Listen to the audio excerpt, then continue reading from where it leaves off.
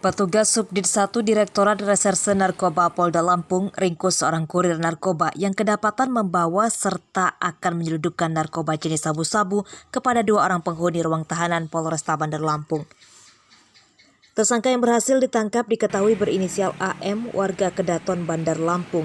Tersangka AM diringkus petugas saat akan mengantarkan 3 paket sabu-sabu berikut alat hisapnya kepada dua orang tersangka kasus narkoba yang masih mendekam di ruang tahanan Polresta Bandar Lampung berinisial TA serta rekannya ZL. Menurut petugas, penangkapan terhadap tersangka AM setelah adanya laporan terkait peredaran narkoba yang dikendalikan di dalam ruang tahanan Polresta Bandar Lampung.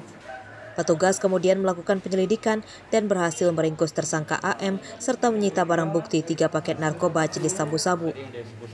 Dari keterangan tersangka AM tersebut, petugas kemudian melakukan pengembangan dengan mendatangi ruang tahanan Polresta Bandar Lampung. Petugas kemudian membawa kedua tersangka TA dan ZL ke kantor Ditres Narkoba Polda Lampung guna dilakukan pemeriksaan lebih lanjut terkait keterlibatannya dalam kasus peredaran narkoba tersebut.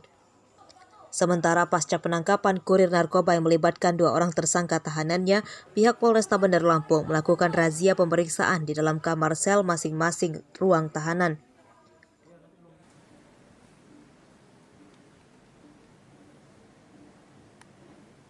Yang bersangkutan mengakui bahwa barang tersebut milik saudara Tio Nugroho.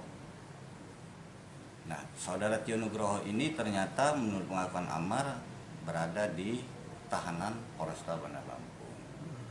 Lalu kita lakukan pengembangan ke Polresta Bandar Lampung, kita lakukan interogasi kepada yang bersangkutan, mengakui bahwa memang betul saudara Amar ini merupakan orang yang sering disuruh sama Tio untuk transaksi narkotika jenis sabu.